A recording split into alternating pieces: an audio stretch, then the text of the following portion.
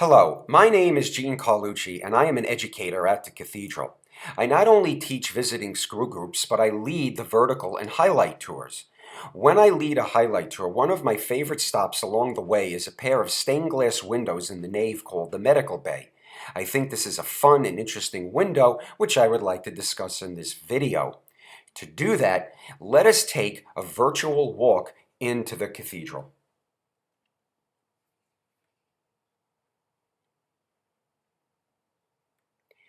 Here we are in the nave.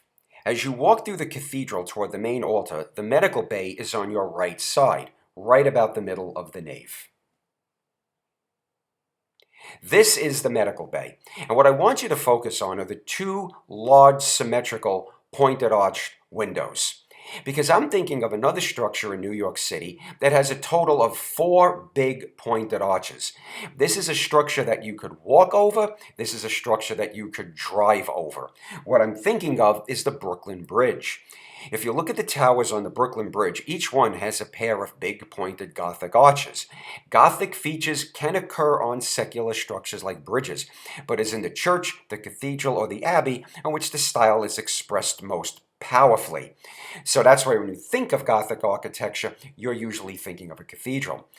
Now this is a close-up of the window. You'll notice there's a lot of figures in the window. If you look at the 4 large circles going down each side, and each side is called a lancet, that's Jesus performing the miracles of healing the lame man, the lepers, and in the extreme bottom right corner, the man that's wrapped up and looks like a mummy, that's the raising of Lazarus. The half circles is a who's who of achievement in medicine, the leading figures of medicine when the window was installed in 1933.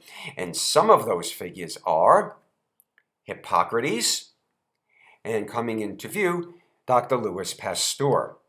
Of the 16 figures in the rose window, there are 2 figures in the window that I would like to take just a few minutes to talk a little bit more about. And one of those figures is Florence Nightingale. Florence Nightingale revolutionized nursing. She was born in May of 1820 in Florence, Italy, from where she gets her name. Florence Nightingale believed that nursing was her calling, even at a time when people of her upper social class thought nursing was menial labor. Florence Nightingale went to Constantinople to clean up British field hospitals during the Crimean War, and she was even consulted during the American Civil War on how to run field hospitals. She received numerous awards from Queen Victoria, King Edward, and King George. One of the things that's interesting is that Florence Nightingale's voice was actually recorded.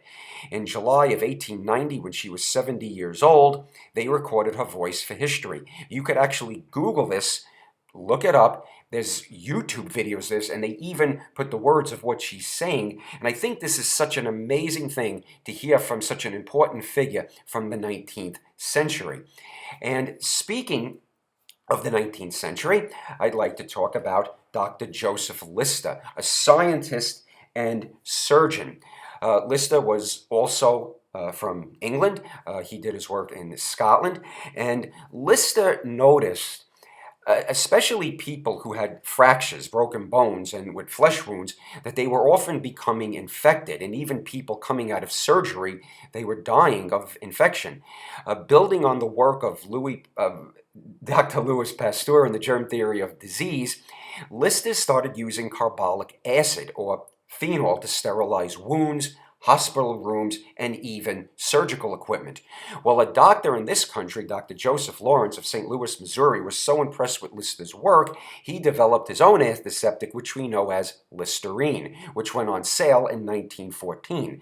And thanks to Listerine's marketing, everyone became aware of halitosis, then a little-known medical condition. And so, this is just a little bit about our medical bay as we get ready to leave the cathedral. And I hope this piqued your interest and that you'll be interested in taking a highlight tour when you come back to visit us. I just want to mention that these are just some of the many famous people displayed in the medical bay, which honors the role of medicine in society. The whole bay is dedicated to Luke the physician. The Cathedral of St. John the Divine honors the men and women of medicine from the past as displayed in the window and serves as a reminder to thank those of the medical profession today.